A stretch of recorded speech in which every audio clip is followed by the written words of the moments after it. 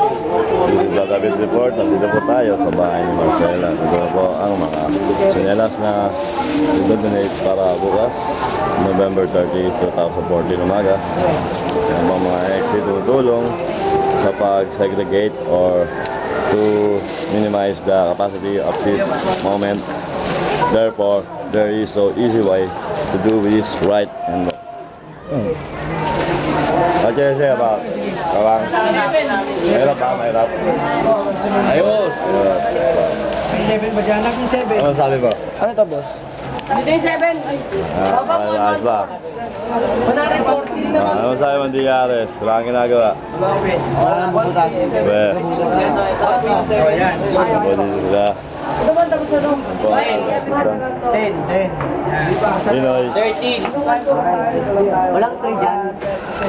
23 dyan. 130. Ano ba masabi nila mas kaya sa mga ginagawa ng mga itong mga to? Hindi na lang. Tapos na. Okay. Nandito po tayo sa third and this is Dada Rich Report and cut.